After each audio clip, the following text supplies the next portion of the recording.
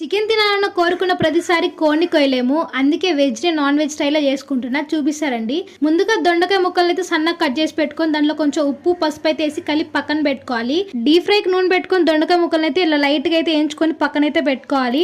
మరీ బ్రౌన్ గా అయితే వేయించుకోకూడదు. ఇలా పక్కన పెట్టుకొని కూరకు సరిపడంత నూనె వేసుకొని దాంట్లో కొంచెం తిరగమాత గింజలు, పచ్చిమిరపకాయలు, ఎర్రగడ్డ అయితే వేసుకొని వేయించుకోవాలి. ఇలా బాగా ఫ్రై అయిన తర్వాత టమాటా ప్యూరీని అయితే వేసుకోవాలి. టమాటా ప్యూరీలో కొంచెం ఉప్పు, కారం, పసుపు, గరం మసాలా, ధనియాల పొడి అయితే వేసుకొని బాగా అయితే ఉడకనివ్వాలి. అలా బాగా ఉడికి నూనె పైకి వస్తుంది అన్నప్పుడు ముందుగా వేయించుకున్న దొండకాయ ముక్కలు కూడా వేసుకొని బాగా అయితే ఫ్రై చేసుకోవాలి. దాంట్లో నేను కొంచెం నీళ్ళైతే పోసి బాగా ఉడకనియాలి. ఇలా బాగా ఉడికిన తర్వాత నూనె ఇలా పైకి వస్తుంది. అలా పైకి వచ్చినట్లయితే కూర రెడీ అయిపోయినట్లే. అలా నూనె పైకి వచ్చిన తర్వాత దాంట్లో కొంచెం తెల్లగడ్డ, జీలకర్ర వేసి దంచిన పొడిని అయితే వేసుకోవాలి. ఇప్పుడు దించేసుకోవడమే. ఈ కర్రీ రోటీలో కానీ రైస్ లో కానీ చాలా బాగుంటుంది. నాన్ వెజ్ తిన్న ఫీలింగ్ వస్తుంది. మీరు కూడా ఒకసారి ట్రై చేయండి. వీడియో నచ్చినట్లయితే లైక్ చేసి మర్చిపోకుండా సబ్స్క్రైబ్